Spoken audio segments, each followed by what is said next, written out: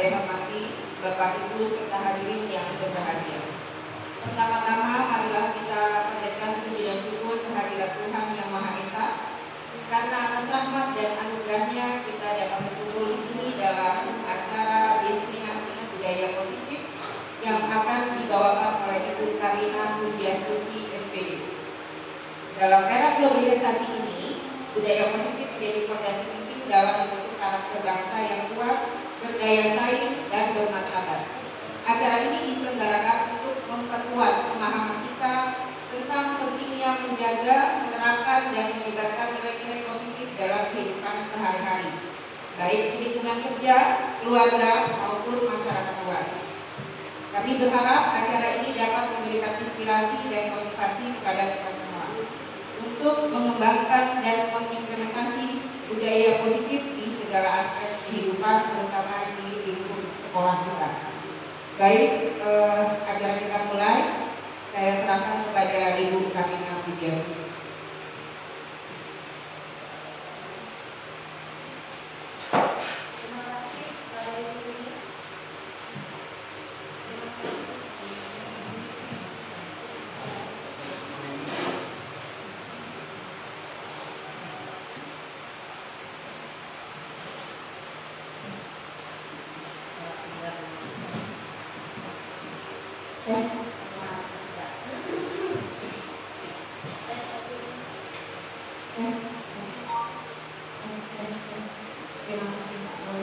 Terima kasih kepada Ibu Rini atas pembukaannya.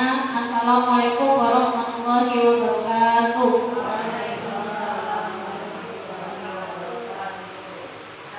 Saya ucapkan selamat siang Ibu Senti. Pertama-tama saya mengucapkan banyak-banyak terima kasih kepada ibu-ibu yang memberikan waktu dan kesempatannya untuk menyaksikan destinasi yang akan saya sampaikan tentang budaya positif siang ini.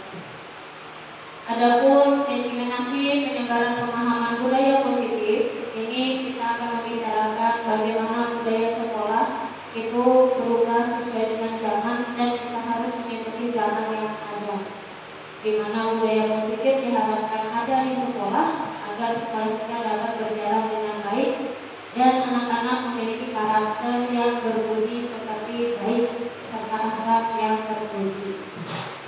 Perkenalkan, saya Karina Pujiastuti, calon guru penggerak angkatan 11 tahun 2024 dari SMP kita tercinta SMP Negeri 7 Kampung Sero.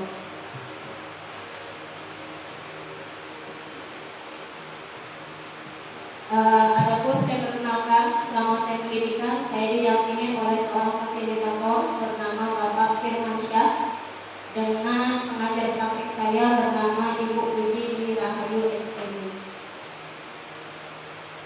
Latar belakang saya mendiseminasi budaya positif, mengingat Ki Hajar Dewantara menjelaskan bahwa tujuan pendidikan yaitu menuntun segala kodrat yang ada pada anak-anak agar mereka dapat mencapai keselamatan dan kebahagiaan yang setinggi-tingginya baik sebagai manusia maupun sebagai anggota masyarakat. Salah satunya dengan menciptakan budaya positif yang ada di sekolah. Tujuan budaya positif ada 5. Jadi kita membicarakan budaya positif bertujuan pertama meningkatkan rasa percaya diri dan keberanian murid dalam berpendapat mengenai keyakinan kelas yang mereka inginkan. Yang kedua, meningkatkan motivasi intrinsik pada murid. Yang ketiga, mewujudkan pembelajaran yang berpihak pada murid.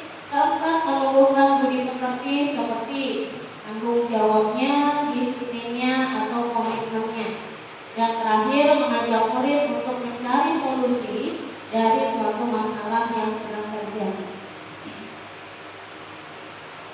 Konsep inti dari budaya positif terdiri dari nilai-nilai, keyakinan-keyakinan, dan kebiasaan-kebiasaan di sekolah yang berpihak pada murid agar murid dapat berkembang menjadi pribadi yang kritis, penuh hormat, bertanggung jawab sesuai dengan profil pelajar Pancasila. Di mana kita tahu Bapak Ibu ya, profil pelajar Pancasila terdiri atas 6 profil dan Budaya positif diangkat menjadi 7 bagian inti pembelajaran. Pertama ada perubahan paradigma belajar, kedua disiplin positif, ketiga motivasi perilaku manusia, keempat kebutuhan dasar, kelima posisi kontrol restitusi, keenam keyakinan kelas, dan terakhir segitiga restitusi.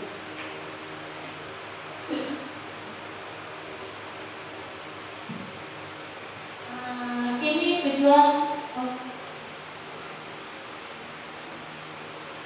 lanjut implementasi budaya positif di sekolah. Pertama, perubahan paradigma belajar. Bapak Ibu, mari coba kita bersama-sama. Saya punya suatu wacana di depan. Semisalkan Bapak Ibu sepasang-sepasang ya, anggap sepasang-sepasang ada Bu Risma dengan Kasih. Coba kita menghafalkan kepalan tangan kita. Menghafal tangan, anggap di dalamnya ada secari kertas atau barang yang kita punya. Lalu berpandangan dengan teman di sebelah kita.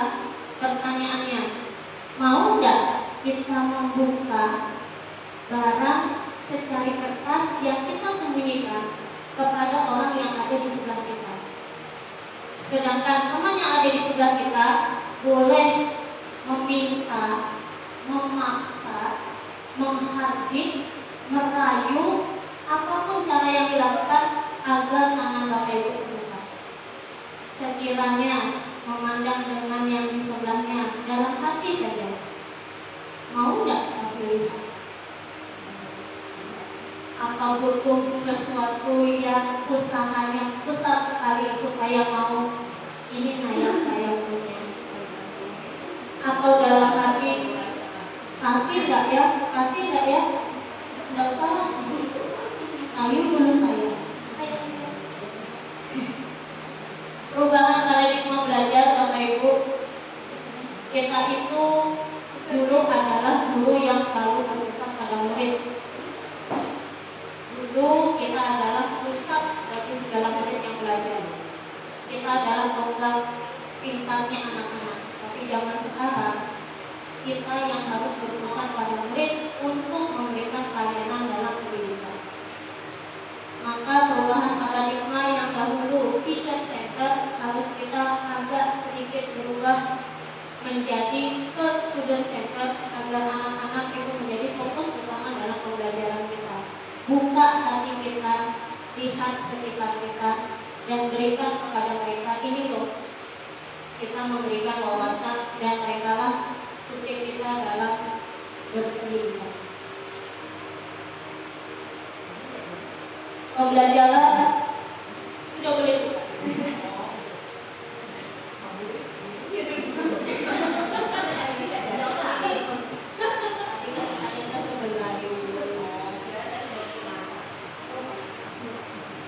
Kita lanjut dulu, paradigma baru pembelajaran. Dengan paradigma baru merupakan pembelajaran yang dirancang berdasarkan prinsip pembelajaran. Prinsip pembelajaran yang berdiferensiasi yang kita lakukan sehingga murid dapat belajar sesuai dengan kebutuhan berdasarkan tahap perkembangannya sesuai dengan teori psikologi modern untuk mewujudkan profil pelajar Pancasila. Ada 6 profil pelajar Pancasila itu ya.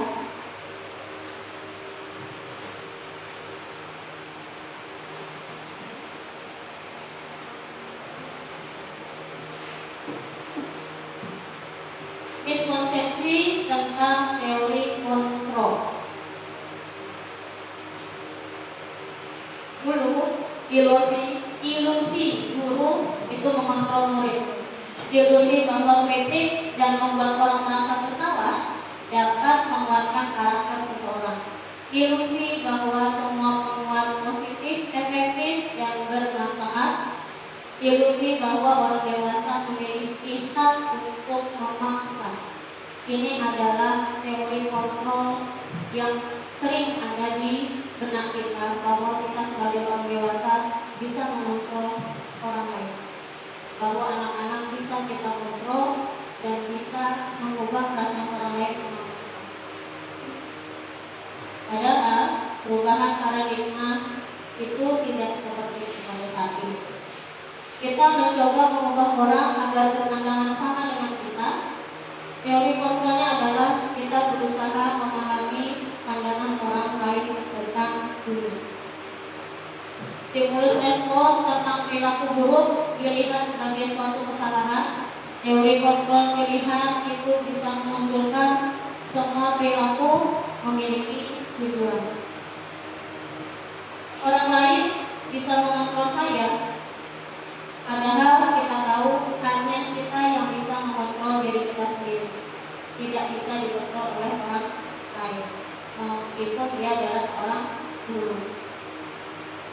Lalu pemaksaan pada saat rujukan gagal, sebaiknya dilakukan kolaborasi dan konsensus menciptakan pilihan-pilihan baru. Dan terakhir, model berpikir menang atau kalah, yang sekarang itu adalah model berpikir menang. Yang kedua, disiplin positif. Disiplin positif berasal dari kata disiplina, yang artinya belajar. Disiplin mengacu pada prinsip diri yang memiliki tanggung jawab terhadap apa yang dilakukan berdasarkan nilai-nilai yang diyakini.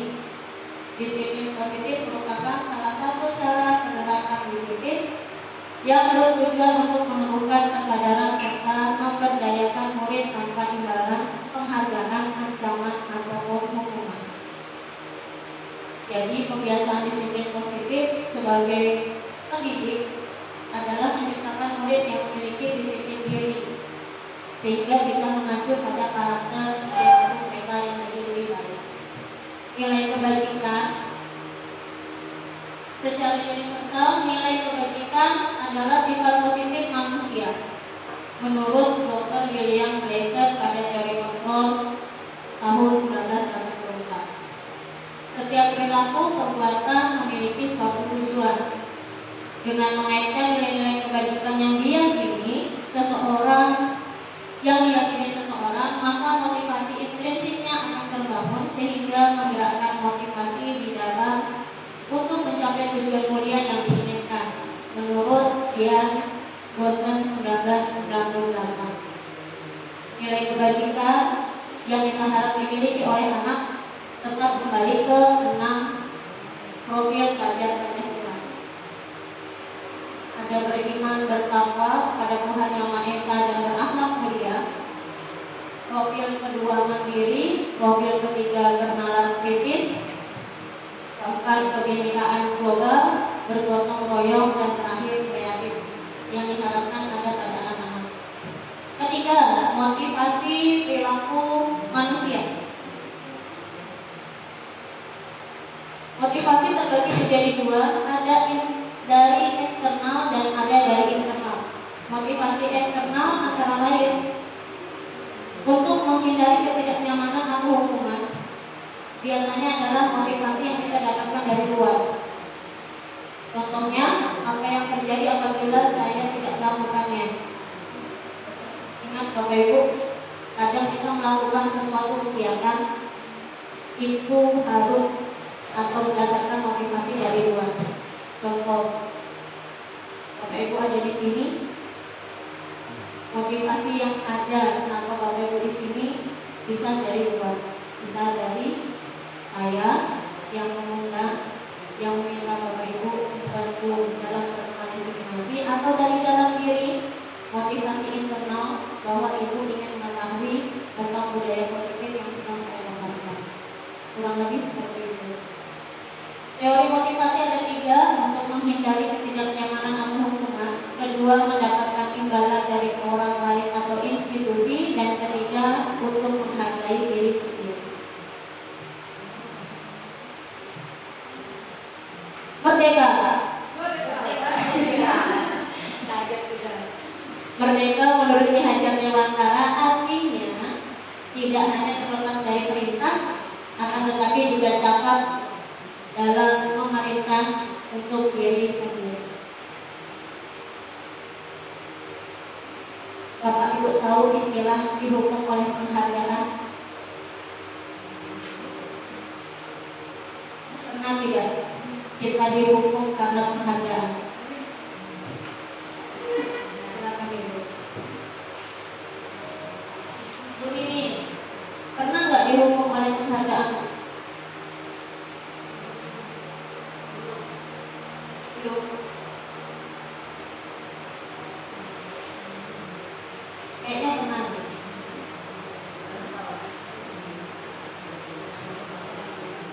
Dihukum oleh penghargaan. Contohnya, kalau saya menganggap Ibu Rini itu cantik, maka Ibu Rini harus tampil selalu cantik. Dihukum karena penghargaan.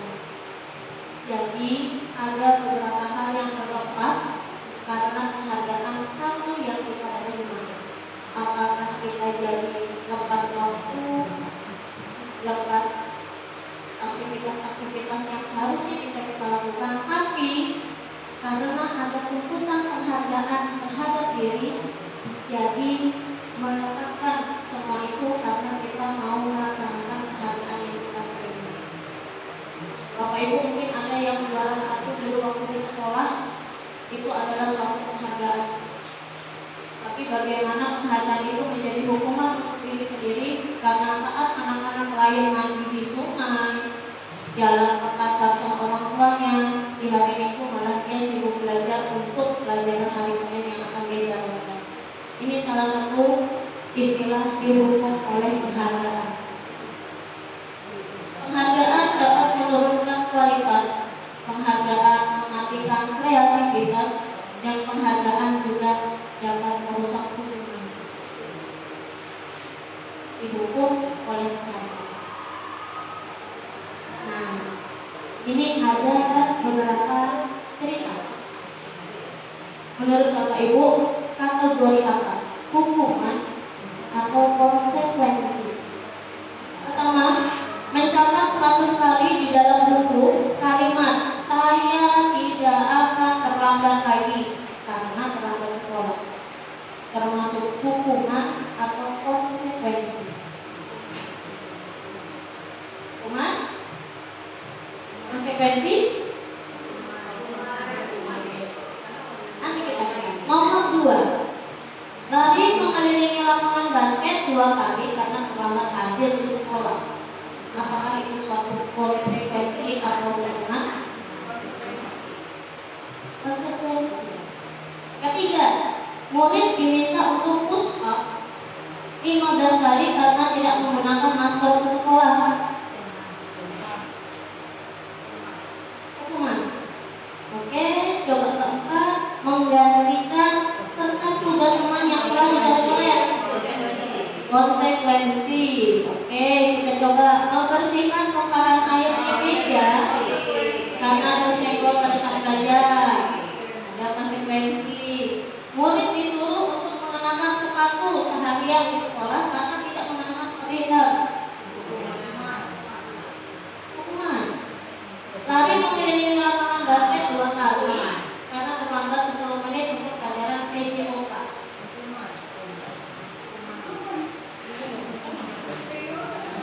Kalau kita lihat ini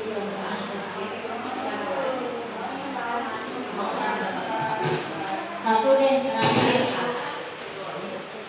Jadi di sini pada jawab hukuman.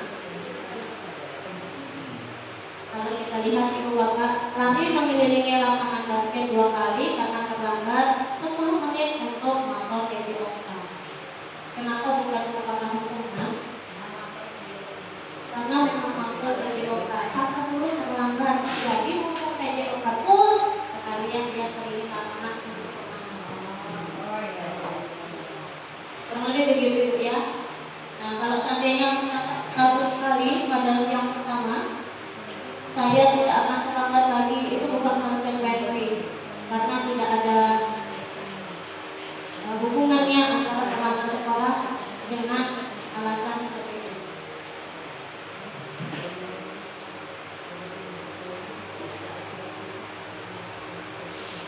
Perbedaan antara hukuman dan konsekuensi. Biasanya hukuman itu sesuatu yang menyakitkan dan harus terjadi.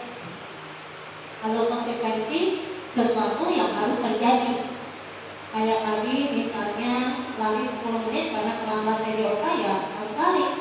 Tapi itu bukan sesuatu yang menyakitkan karena masih berhubungan sama PDOK. Kedua, hukuman membuat anak sakit baik fisik maupun hati untuk jangka waktu yang lama. Hati-hati Bapak Ibu, kita adalah guru yang sadar tak sadar kadang menyakiti anak didik kita, dan itu lama diingat. Konsekuensi membuat anak merasa tidak nyaman dalam jangka waktu yang pendek saja. Mungkin setelah dihukum, jam istirahat ketemu masih bilang itu. Tapi kalau anak yang sudah mendendam karena terlalu sakit hati, berarti kita memberikan hukuman yang menghati-hati dan itu lama banget. Kita akan diingat. Ketiga, anak membenci kedisiplinan biasanya dampak dari hukuman, tetapi kalau konsekuensi anak jadi lebih menghargai apa itu disiplin sekolah. Keempat, hukuman itu biasanya berupa paksaan, tetapi konsekuensi berupa stimulus atau anggapan. Hukuman juga mendorong anak menyakiti diri sendiri, padahal konsekuensi bisa mendorong anak agar lebih mudah dalam penyesuaian diri. Konsep diri menjadi buruk jika kita sering menghukum anak, sedangkan konsep diri menjadi lebih baik karena anak memahami tentang arti konsekuensi.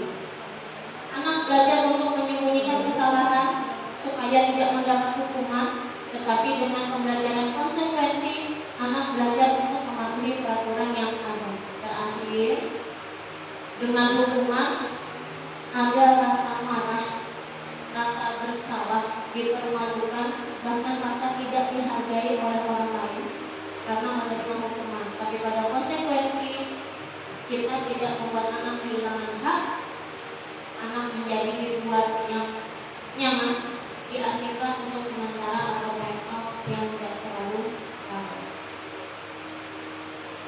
Ini Bapak Ibu identitas gagal dan suksesnya suatu perbedaan antara hukuman dan disiplin kelas. Saya baca hanya sedikit ya Bu. Identitas gagal jika sesuatu yang menyakitkan harus terjadi, itu dikenal dengan hukuman. Namun dikatakan identitas sukses jika konsekuensi yang dijalankan adalah hal yang harus terjadi. Perbaikan atau restitusinya adalah restitusinya berupa pilihan. Kebutuhan dasar. Kebutuhan dasar manusia adalah segala sesuatu yang kita lakukan untuk mendapatkan apa yang kita inginkan. Seluruh tindakan yang kita lakukan memiliki tujuan tertentu pastinya, dan semua usaha terbaik yang kita lakukan dalam rangka agar kebutuhan dasar terpenuhi dengan baik. Kebutuhan dasar manusia itu ada 5. Pertama, kebutuhan bertahan hidup. Kebutuhan bertahan hidup itu isinya apa? Makan, pakaian, tempat tinggal, keamanan, kesehatan. Lalu ada kebutuhan dasar manusia, yaitu kebutuhan rasa sayang dan diterima. Apa itu? Rasa diperdulikan oleh sesama. Bagaimana dengan kebutuhan dasar tentang penguasaan? Biasanya berkaitan tentang harga diri. Keinginan untuk dianggap, memimpin sesuatu, baik itu golongan, berprestasi dan diakui. Kebebasan manusia antara lain adalah kebutuhan dasar manusia antara lain adalah kebebasan. Kita pasti ingin mandiri, lalu memiliki hak untuk melakukan pilihan, dan yang terakhir kebutuhan dasar kita pasti ada dalam bentuk kesenangan. Apakah itu bermain, keluar, antusias dan tertawa. Kebutuhan kita sama seperti kebutuhan anak Bapak Ibu. Kadang mereka membuat masalah, sebenarnya masih ada kaitannya sama dasar kebutuhan yang mereka butuhkan. Bahkan kalau dia mengganggu temannya, pasti kebutuhannya ada di salah satu ini. Apakah anak yang iseng sama temannya lempar pensil, ketek telinga, atau narik baju,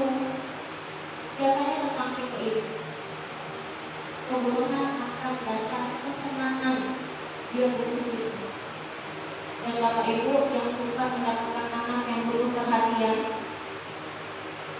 kemungkinan mereka butuh kasih sayang di sekolah karena tidak didapatkan banyak di rumah.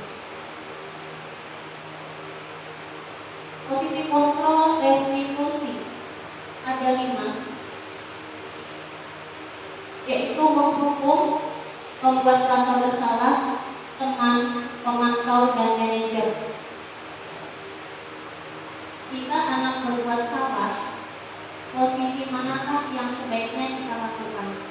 Apakah kita sebagai guru yang menjadi guru penghukum, guru membuat rasa bersalah pada anak, atau kita menjadi teman dalam dia menyelesaikan masalah, menjadi pemantau permasalahan apa yang dia lakukan, atau yang terakhir kita menjadi manajer dalam controlling kita di sekolah. Yang pertama, kalau kita itu guru yang menghukum, seseorang menghukum bisa menggunakan fisik maupun verbal, menyakiti seseorang. Tadi katanya dihukum tidak hanya dari fisik, dari verbal pun kita bisa menyakiti orang. Bapak Ibu, orang yang menjalankan posisi penghukum senantiasa mengatakan bahwa mereka memerlukan sistem atau alat guna menekan anak lebih banyak lagi. Ini tipe guru yang menghukum. Dan apakah kita sebagai seorang pendidik adalah tipe penghukum? Yang biasanya dikatakan tipe penghukum adalah patuhi aturan saya ya, awas kalau. Kedua, kamu selalu saja salah, kapan kamu benarnya? Ketiga, selalu saja kamu yang terakhir selesai. Ini adalah guru tipe penghukum. Dan kontrolin kita sebagai guru penghukum itu bisa membuat anak jauh dari kita. Guru tipe penghukum senantiasa percaya bahwa hanya ada satu cara agar pelajaran bisa berhasil, yaitu cara dia, cara si tipe penghukum. Kedua, apakah kita tergolong ini? Membuat orang merasa bersalah. Posisi ini guru akan bersuara lembut, membuat rasa bersalah, menggunakan keheningan yang membuat orang lain merasa tidak nyaman atau bersalah dan merasa rendah diri. Kata-kata yang biasanya dikeluarkan, ibu akan sangat kecewa sekali loh sama kamu. Kecewa ibu sama kamu. Itu tipe kontrolin orang yang membuat orang lain selalu merasa bersalah. Atau berapa kali Bapak harus kasih tahu kamu? Berapa kali? Harus berapa kali? Ketiga, gimana coba kalau orang tua kamu tahu kamu berbuat seperti ini? Nah, gimana rasanya? Mau bilang sama orang tua? Ini adalah tipe membuat orang merasa bersalah. Ketiga, apakah kita adalah guru pada posisi teman? Guru pada posisi ini tidak menyakiti murid, namun akan tetap berupaya kontrol murid melalui persuasi. Posisi teman pada guru bisa positif, tapi juga bisa berdampak negatif. Positif di sini berupa hubungan baik antara guru dengan murid. Posisi teman menggunakan hubungan baik dan humor untuk mempengaruhi seseorang. Tetapi berdampak negatif, jika guru tersebut tidak membantu, maka murid akan berkata, saya pikir itu teman saya, dan akhirnya dia kecewa. Murid merasa dikecewakan dan tidak boleh berusaha karena menganggap kita sebagai teman. Hal ini mungkin akan timbul saat murid yang bertindak untuk guru tertentu saja, untuk semua guru. Jadi gurunya itu saja yang dianggap sebagai teman. Saat gurunya berubah, maka dia tidak mau dengan guru yang lain. Ini ada kontrolin keempat, namanya pemantau, Bapak Ibu. Pemantau itu kan mengawasi ya. Pada posisi ini kita bertanggung jawab atas perilaku orang yang kita awasi.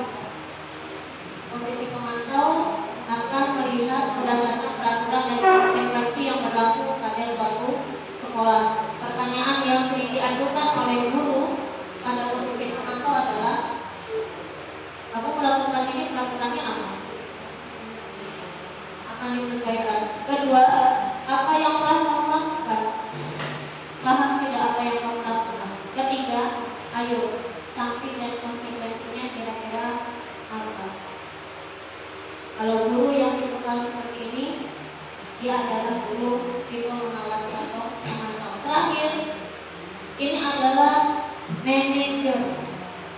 Manajer adalah posisi di mana guru berbuat sesuatu bersama dengan murid, mempersilahkan murid mempertanggungjawabkan perilakunya, mendukung murid agar dapat memenuhi solusi atas permasalahannya sendiri.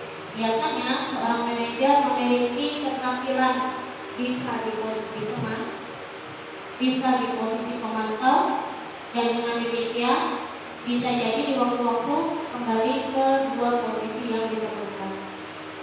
Bapak Ibu, Ibu-ibu, Bapak ini sudah menghilang. Ibu-ibu, kita di posisi mana yuk? Banyak selama di sekolah. Apakah kita di posisi penghukum selama ini? Kamu yang di sini.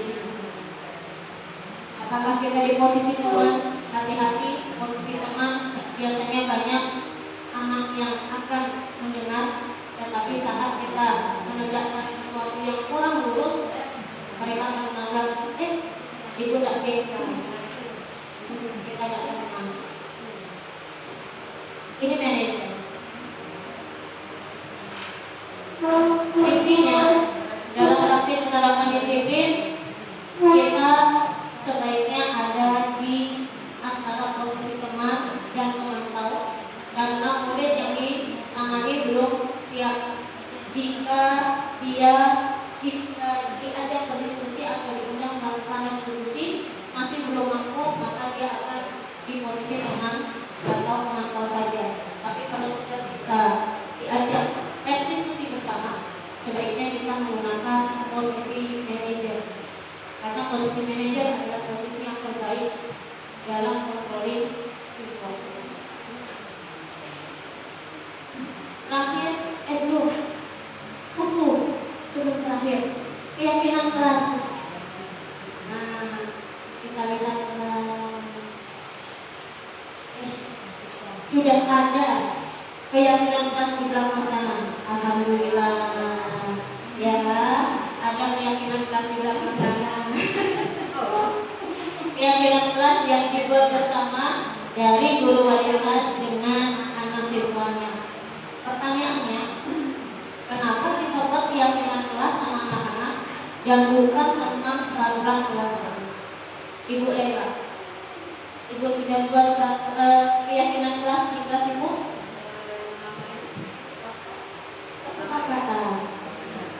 Kesepakatan dengan peraturan lebih mirip apa kesepakatan dengan keyakinan?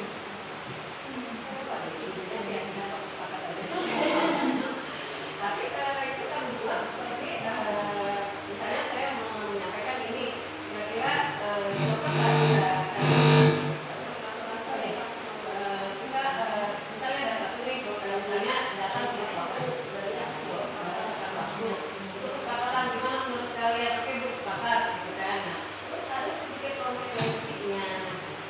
Jadi ada kalau di kelas saya ada konsekuensinya. Dari kesepakatan sama ya. Kesepakatan itu tuh namanya keyakinan kelas. Keyakinan kelas judulnya. Benar. Jadi sebenarnya kesepakatan sama keyakinan kelas yang disampaikan itu betul, karena kesepakatan keyakinan bersama. Kalau peraturan itu bukan keyakinan hasil bersama, tapi mereka mengikuti apa yang sudah disepakati bersama. Pembentukan keyakinan kelas itu tipikalnya adalah bersifat abstrak, berupa pernyataan secara universal, dibuat dalam pernyataan yang positif. Jadi bukan tidak boleh pindah tempat, bukan seperti itu keyakinan. yang betul diubah dalam kalimat positif. Duduklah sesuai dengan benang kelas yang telah dibuat. Betul Bu, itu namanya membuat pernyataan dalam bentuk positif. Alhamdulillah Bu, CGP 2025 itu bagus sekali. Sudah masuk ini promosi saya. Lanjut, biasanya kalimatnya pendek supaya mudah diingat. Kalau usah panjang-panjang ngalur ngidul, pendek jelas simpel. Kelima, sesuai dengan kondisi kelas dan sekolah agar mudah diterapkan di sekolah. Terakhir, semua warga sekolah harus dilibatkan dalam pembangunan keyakinan kelas yang biasanya dibuat pada saat pertama kali di awal semester masuk sekolah. Ketujuh, segitiga restitusi. Nah, ini segitiga restitusi. Hal yang baru atau sudah sering didengar dan dilakukan Bapak Ibu? Baru dengar. Segitiga restitusi ini apa sih? Ini Bu, restitusi. Restitusi itu proses menciptakan kondisi bagi murid untuk memperbaiki kesalahan mereka, sehingga mereka bisa kembali kepada pokok mereka dengan karakter yang lebih kuat lagi. Ini namanya restitusi.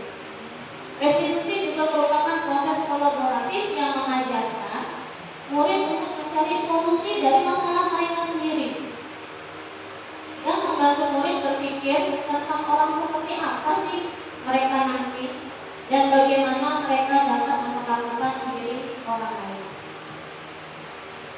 9 ciri-ciri restitusi. Banyak ya Bapak Ibu. Tapi restitusi ini ciri-cirinya yang pertama, bukan untuk menebus kesalahan, tetapi untuk belajar dari kesalahan. Setiap orang itu bisa membuat kesalahan, anak-anak juga. Jadi restitusi ini bukan menebus kesalahan, tapi untuk memperbaiki. Yang kedua, memperbaiki hubungan. Setiap ada masalah, biasanya 2-3 hubungan akan retak. Restitusi bisa mengusahakan untuk dan memperbaiki hubungan. Restitusi itu tawaran, bukan paksaan. Kalau dia tidak mau direstitusi, kita tidak bisa paksa. Biasanya restitusi nanti dibangun dengan hubungan. Restitusi menuntut mereka melihat ke dalam diri dengan pertanyaan-pertanyaan dan kita akan mengulik apa maunya dia sebenarnya. Restitusi mencari kebutuhan dasar yang mendasari tindakan. Tadi ada 5 kebutuhan dasar. Apakah dia butuh kasih sayang? Apakah dia itu butuh kesenangan? Butuh kekuasaan power dalam kelas? Maka itu yang akan kita cari tahu dengan berrestitusi. Restitusi diri adalah cara yang paling baik. Dia mengenalkan dirinya. Restitusi fokus pada karakter, bukan tindakan apa yang harus kita lakukan. Restitusi fokus pada solusi pemecahan masalah, dan restitusi mengembalikan murid yang berbuat salah kembali kelompoknya setelah berhasil direstitusi. Restitusi itu nggak banyak langkahnya Ibu Bapak, cuma 3. Disebut dengan segitiga restitusi. Yang pertama, yang kedua, yang ketiga. Nama 2, 3. Nama 2, 3. Ini segitiga restitusi. Kita jabarkan satu-satu Ibu.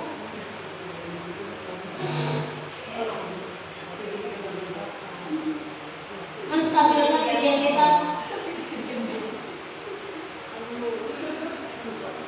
Segitiga restitusi itu biasanya setelah kita mendatangkan anak, yang pertama kita stabilkan identitas anak itu sendiri.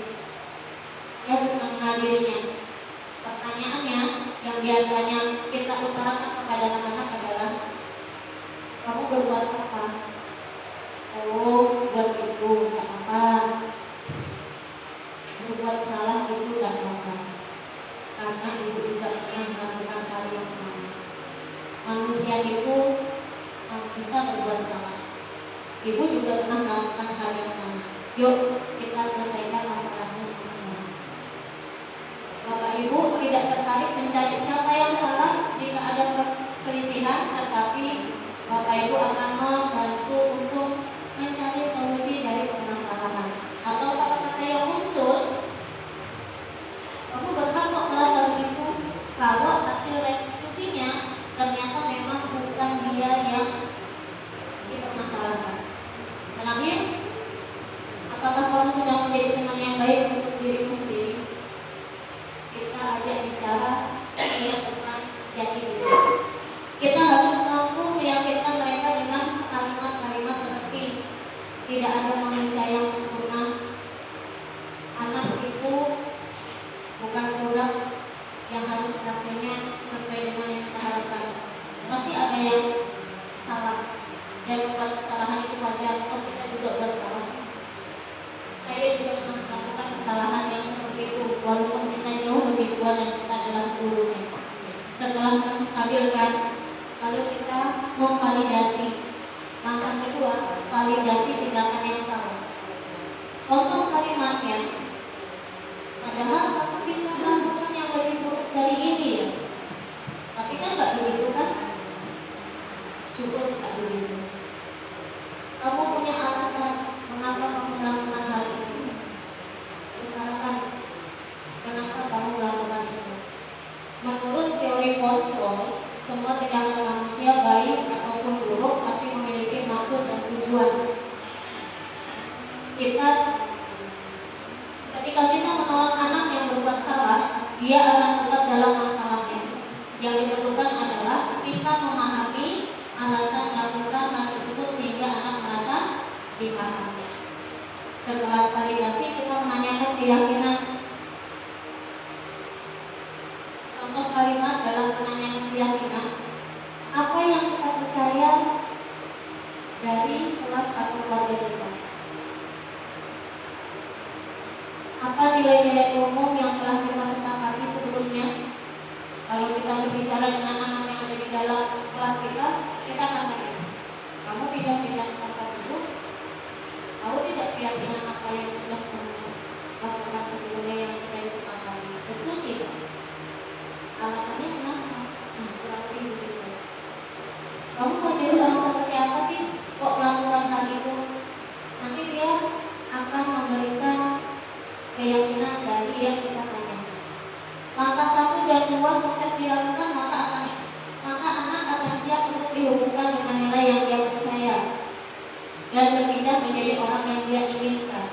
Ketika menanyakan ke anak tentang kehidupan ke depan yang dia inginkan, guru dapat membantu mereka untuk tetap fokus pada gambarnya. Jadi kesimpulannya, rumah sudah selain yang bagus itu ya. Kesimpulannya, budaya positif dapat dibangun melalui disiplin positif, keyakinan kelas, dan segitiga restitusi di sekolah. Restitusi membantu peserta didik untuk hidup pada dirinya sendiri, mampu merefleksikan diri dan mengevaluasi dampak dari kesalahan yang telah dia lakukan. Restitusi memberikan penawaran bukan paksaan.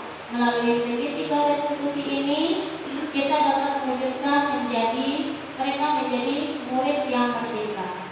Mereka mampu menyelesaikan masalah dengan motivasi internal dan bertanggung jawab terhadap pilihannya. Terakhir ya Bapak Ibu,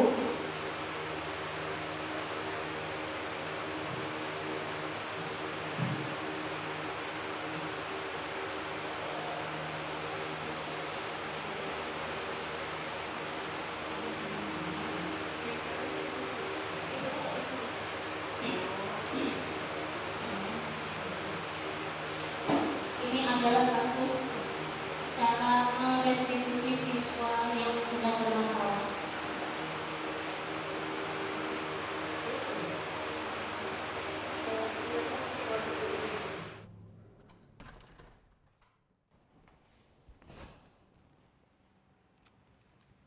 Siang Sarah. Siang Pak. Sudah lama nggak ketemu Sarah. Kenapa hari ini ada di sini? Kesel Pak, kesel banget. Masa aku dikatain tukang fitnah Pak? Ya aku marah lah. Aku balik ngatain Eka di depan kelas. Kesel banget. Oh begitu. Ya pasti kamu marah dan kesal. Bapak juga akan marah apabila ada yang menuduh Bapak seperti itu. Kemudian pada saat itu kamu mau melakukan apa? Ya saya langsung ngatain Eka lah Pak. Kesel banget. Saya bentak-bentak dia depan teman-teman lain. Oh begitu. Pasti kamu melakukan seperti itu karena suatu alasan tertentu bukan? Iyalah, masa saya diam saja Pak? Ya saya bela diri lah. Masa saya dituduh tukang fitnah? Ya wajarlah. Mempertahankan harga diri itu sesuatu yang penting buat kamu. Untung kamu tidak bertindak lebih gegabah lagi. Hanya membentak-bentak. Iya Pak. Untung saya masih bersabar dan hanya membentak saja. Sudah gemes padahal. Saya pasti bela diri lah. Ya pasti ya. Tapi kamu memilih untuk tetap bertahan dan bersabar. Kamu memilih untuk tidak berbuat lebih parah lagi bukan? Iya. Nah, sekarang coba kita lihat lagi. Tindakan kamu yang bentak-bentak Eka di kelas. Tindakan kamu itu kira-kira sesuai dengan keyakinan kelas atau prinsip kamu tidak? Enggak lah Pak. Capek Pak jadi pemarah. Jadi keyakinan atau prinsip mana yang kurang sesuai dengan keinginan kamu? Ya, saya sebenarnya sangat menghargai orang lain. Mungkin saat itu saya menjadi emosi, jadi tidak menunjukkan sikap itu. Kamu meyakini tidak? Menghargai orang lain itu penting buat kamu. Yakinlah Pak. Iya, setuju. Kita harus saling menghargai. Namun, ada juga keyakinan yang kita sepakati yang perlu kita jalankan apabila kita sedang marah, bukan? Ya saya bisa lebih proaktif, mulai dengan diri sendiri. Saya bisa jadi lebih bersabar, mengambil waktu jeda untuk berpikir mau apa selanjutnya. Kira-kira kamu bersedia memperbaiki masalah ini tidak? Bersedia Pak. Kalau kamu memperbaiki masalah ini, kamu akan menjadi orang seperti apa? Saya akan menjadi orang yang bertanggung jawab kali ya Pak. Dan senantiasa proaktif. Iya, menurut kamu bagaimana rasanya menjadi orang seperti itu? Ya nyaman lah, bangga bisa bersabar dan menahan diri. Baiklah kalau begitu. Yuk kita pikirkan bagaimana memperbaiki masalah ini.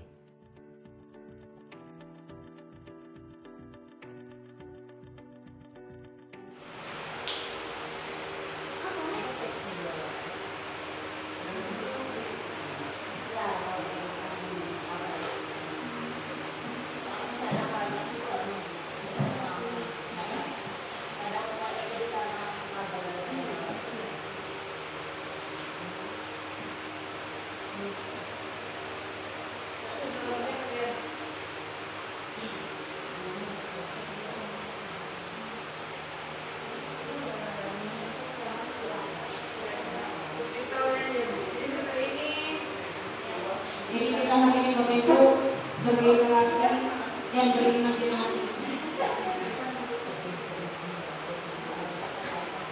Di sini menceritakan tentang seorang bapak yang didatangi oleh seorang anak siswanya, dan anak ini datang dengan emosi yang memuncak karena merasa difitnah.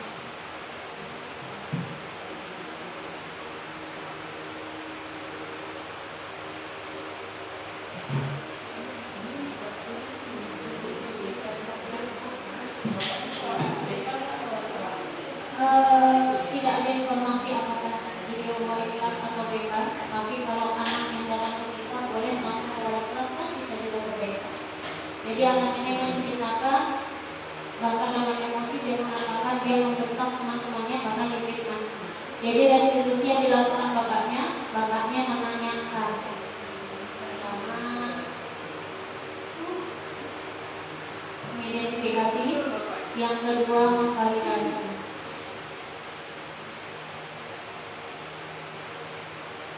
Sekarang kita coba lihat lagi tindakan yang kamu lakukan dengan membentak temanmu di kelas.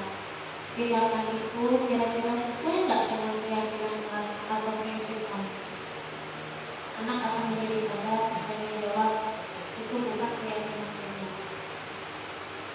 Jadi kita sebagai guru hanya sebagai teman untuk dia mengeluarkan apa yang ingin dia sampaikan, lalu mengarahkan ke arah mana anak itu harus mengambil keputusan. Dengan menanyakan keyakinan yang terakhir, si anak sudah harus mengerti bahwa keyakinan saling menghargai dengan teman kelasnya menjadikan keyakinan yang paling baik dari permasalahan yang sedang dihadapi. Setelah berbicara, melakukan 3 langkah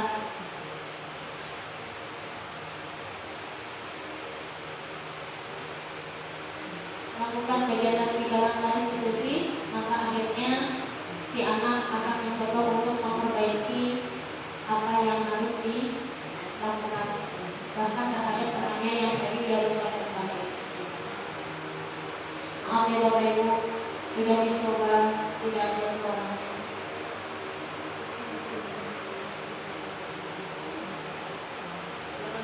Datang dengan emosi dan akan keluar kantor dengan senang.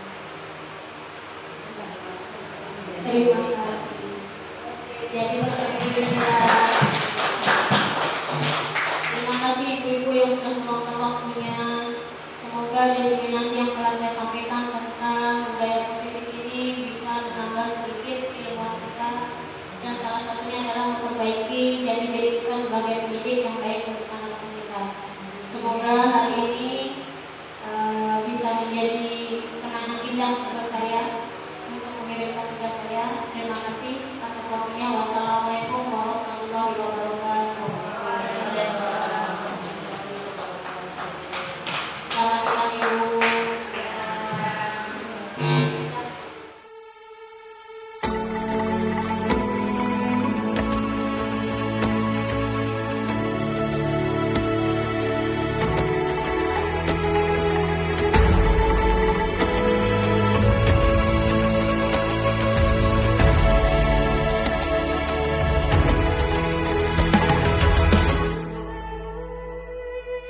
Ayo memilih apa yang kau suka.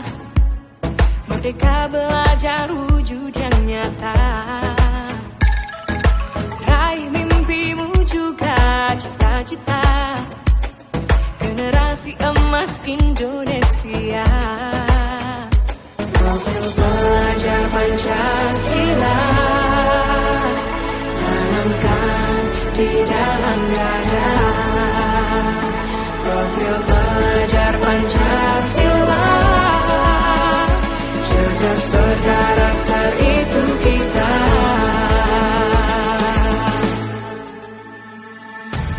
Beriman dan bertakwa pada Tuhan Yang Maha Esa.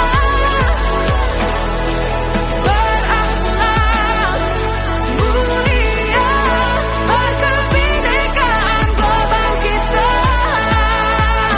Gotong royong, berjiwa mandiri, berpikir kreatif dan bernalar kritis.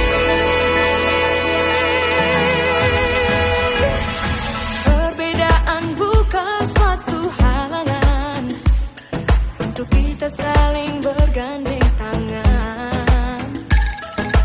Bhinneka Tunggal Ika, semboyan negeri kita yang harus kita jaga bersama. Profil pelajar Pancasila tanamkan di dalam dada. Profil pelajar Pancasila, cerdas berkarakter itu kita.